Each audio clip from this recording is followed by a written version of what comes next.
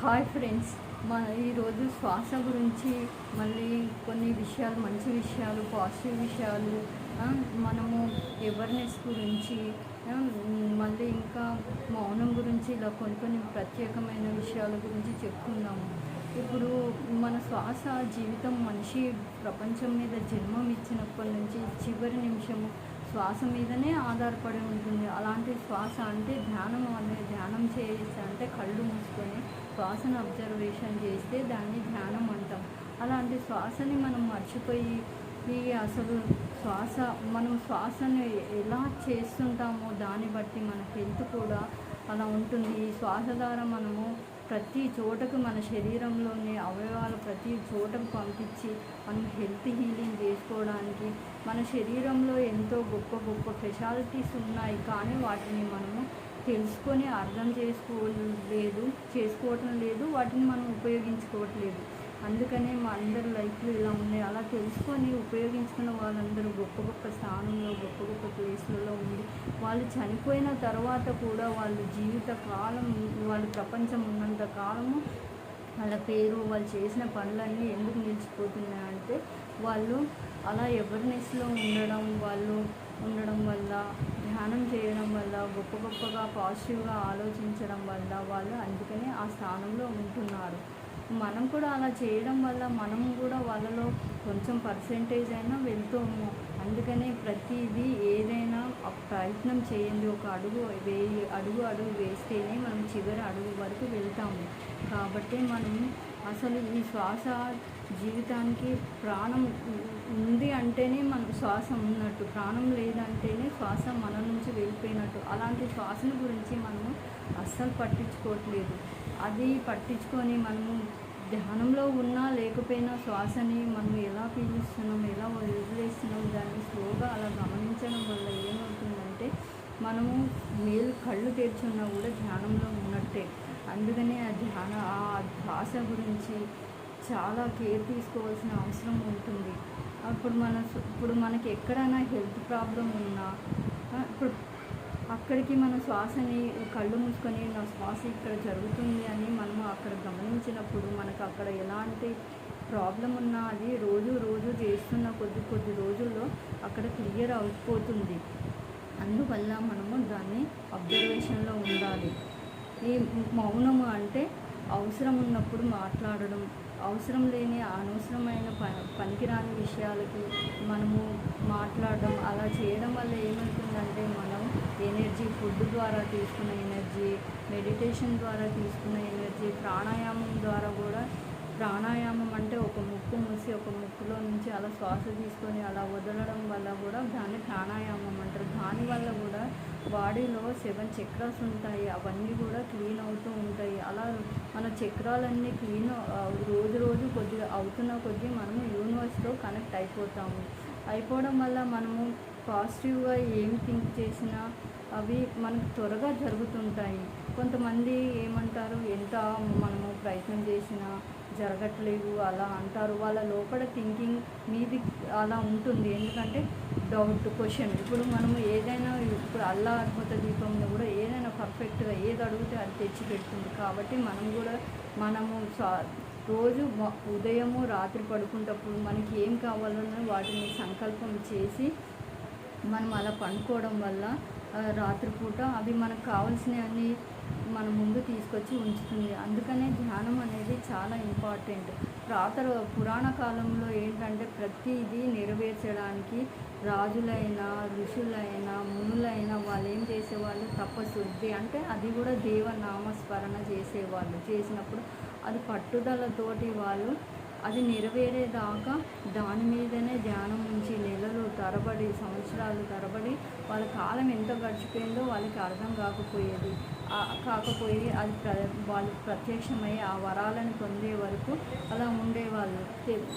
ఆ వరం పొందిన తర్వాత కూడా వాళ్ళు ఎదిగినా కొద్దీ ఒదిగి ఉండడం, అంటే వాళ్ళు ఆ వరాలు పొందినా కూడా వాళ్ళు ఏ పద్ధతిలో ఉండాలా, ఎలా ఉండాలా అలా ప్రవర్తించకుండా, నాకు ఈ వరాలు అన్నీ వచ్చాయి కాబట్టి గర్వము, అహంకారం ఇలాంటి పెరిగినప్పుడు ఆ విద్యలు కూడా ఆయనకి వినాశనానికి ఉపయోగపడతాయి. ప్రకృతిలో చాలా రకాల మంచి శక్తులు ఉంటాయి, చెడు శక్తులు ఉంటాయి. ఇప్పుడు మనుషులు చనిపోయినప్పుడు కూడా వాళ్ళు వాళ్ళ కోరికలు నెరవేరకపోవడం వల్ల, వాళ్ళ ఆత్మలు పైకి వెళ్ళకపోవడం వల్ల, కొంతమంది వెళ్ళకపోవడం వల్ల వాళ్ళు ఏమంటే, ఇప్పుడు మనము కూడా మన బాడీలో ఆరా ఎవరిది స్ట్రాంగ్గా వీక్గా ఉంటుందో వాళ్ళు అందులో వచ్చి ప్రవేశించి వాళ్ళ కోరికలను వాళ్ళ పనులను మన ద్వారా నెరవేర్చుకుంటారు. అందుకనే మనం ధ్యానం చేసి మన ఆరాన్ని స్ట్రాంగ్ చేసుకోవాలి. ఇప్పుడు మనం ధ్యానం చేసినా కూడా మన శక్తిని, ఫుడ్ తీసుకున్న శక్తిని కూడా ఈ ప్రకృతిలో ఉన్న శక్తులు అవి ఏం చేస్తాయంటే మనం ఉన్న శక్తిని తీసేసుకుంటాయి. అలా తీసుకోకుండా మనం ధ్యానంలో ఆరా వేసుకోవాలి. ఆరాను ఏ విధంగా వేసుకోవాలో చెప్తాను చూడండి. ఇలా తలపై నుంచి ఇలా ఇక్కడికి బొడ్డు వరకు పెట్టేసుకొని అప్పుడు ఏం చేయాలంటే 1 2 ఇట్లా ఒక్కసారి కౌంట్ చేసి ఒకసారి 1 2 3 4 5 6 7 సార్లు ఇలా చేసినాక మళ్ళీ ఎడమవైపు నుంచి ఒకసారి ముందుకు, కుడివైపు ఒకసారి, ఇటు సైడ్ నుంచి ఒకసారి ముందుకు, వెనుక సైడ్ నుంచి ఒకసారి ముందుకు. అదే చెయ్యి తలపైకి తీసుకొచ్చి హెడ్ పై నుంచి 3 టైమ్స్ ఇలా 3 సార్లు ఇలా తిప్పి మళ్ళీ ఇలా తల పైకి అని ఇక్కడికి చెస్ట్ దగ్గరికి తీసుకొచ్చి ప్రతిరోజు ఇలా మనము రోజుకి ఒక 4-5 టైమ్స్ ఇలా ఆరా వేసుకోవచ్చు. మనము అంటే ఇప్పుడు ఇలా చేయితోటి ఎక్కడ వెళ్ళినా వేసుకోవడానికి కుదరినప్పుడు ఏం చేయాలంటే మన మనసుతోటి ఇలా తలపై నుంచి ఇట్లా బొడ్డు వరకు చేయొచ్చినట్టు ఇట్లా ఈ 7 టైమ్స్ ఇలా అనుకున్నట్టు, వెనక్కి ముందుకు అనుకున్నట్టు తలపై 3 సార్లు తిప్పి ఇలా పైకి ఇలా అనుకున్నట్టు మన బస్సులో ఉన్నా, ఎలాంటి పరిస్థితులు ఉన్నా, ఎక్కడున్నా ఈ ఆరాన్ని మనసుతో కూడా వేసుకోవచ్చు. అలా వేసుకోవడం వల్ల ఏమవుతుందంటే మన ఆరాలోకి ప్రకృతిలో ఉన్న ఎలాంటి దుష్ట శక్తులు కానీ ఏవి వచ్చి కూడా ప్రవేశించకుండా అవి ఏమవుతాయంటే అప్పుడు ఏమవుతుందంటే మన ఆరాలకి ఏమొచ్చినా మన ఆరాలకి ఎవరొచ్చినా ఎలాంటి శక్తులు వచ్చినా అవన్నీ ఏమైతే క్లీన్ అయ్యి మంచిగా అయిపోయి బాగా మంచిగా ఉంటాయి. మన ఆరాలో కూడా ఎలాంటి శక్తులు ప్రవేశించవు. అప్పుడు ఏమైతుందంటే మన ఎనర్జీ స్ట్రాంగ్గా ఉంటుంది, మనము యాక్టివ్గా ఉంటాము. అలా మనము ఎంత ధ్యానం చేస్తున్నా ఏం చేస్తున్నా కూడా మన ఎనర్జీ ఎప్పుడూ నీరసంగా అలా ఎందుకు ఉంటుందంటే మన ఆరాలకి వేరే ప్రకృతిలోనే ఉన్న శక్తులు గొప్ప ఇప్పుడు ఎన్నో రకాల విద్యలు ఉన్నాయి. ఆ విద్యలు నేర్చుకున్న వాళ్ళు కూడా ఇట్లా ధ్యానం చేసి ఇలా శక్తి ఎనర్జీలు ఉన్న వాళ్ళ దగ్గర నుంచి శక్తిని తీసుకుంటారు. అలా తీసుకోకుండా మన ఆరాని మనము సేవ్ చేసుకొని సురక్షితంగా ఉంచుకోవడానికి ఇలా ఆరా వేసుకోవచ్చు. మనిషికి ఆరా చాలా చాలా అవసరము. మన ఆరా ఎంత స్ట్రాంగ్గా ఉంటుందో మన చుట్టుపక్కల మనం ఎక్కడ వెళ్ళినా అక్కడ మంచి జరుగుతుంది. ఇప్పుడు మన ఆరాలకి ఎవరికైనా కూడా అంత మంచిగా జరుగుతుంది, ఎలాంటి వాళ్ళు వచ్చినా కూడా. అందుకనే ఆరా స్ట్రాంగ్ అవ్వడానికి మనం ప్రతిరోజు ధ్యానం చేయాలి. చేయడం వల్ల నేను ఎక్కువగా ధ్యానం గురించి ఎందుకు చెప్తున్నానంటే మనము హెల్త్ ఫీలింగ్ చేసుకోవచ్చు, ఆరా స్ట్రాంగ్ చేసుకోవచ్చు. ఎవరు పాజిటివ్గా నెగిటివ్గా ఏం మాట్లాడుతున్నారో ఆ విషయాలను అర్థం చేసుకోవచ్చు. అవేర్నెస్లో ఉండవచ్చు. మనం లోపల ఏం థాట్ చేస్తున్నామని ఆ థాట్కి అంత పవర్ ఉంటుంది కాబట్టి మన థాట్ ఎలా చేస్తున్నాం దాన్ని చేంజింగ్ చేసుకోవడానికి మన ధ్యానము ఎన్ని రకాలుగా ఉపయోగపడుతుంది, ఇంకా చాలా చాలా రకాలుగా ఉపయోగపడుతుంది.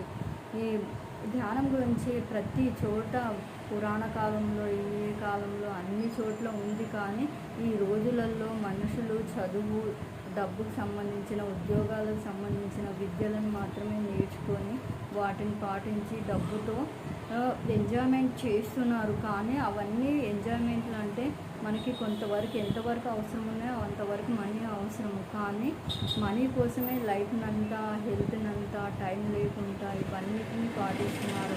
ముందు మన ఆరోగ్యంగా ఉండడం వల్ల మనము ఎక్కువ కాలం జీవించగలము.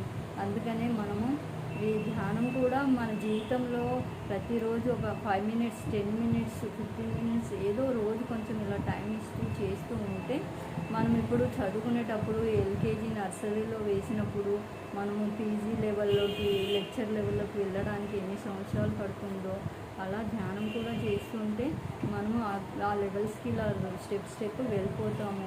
అందుకనే దాన్ని కంపల్సరీ చెయ్యండి, అందరికీ మంచి జరగాలని నేను చెప్తున్నాను. Thank you. సబ్స్క్రైబ్ చేయండి, లైక్ చేయండి. Thank you.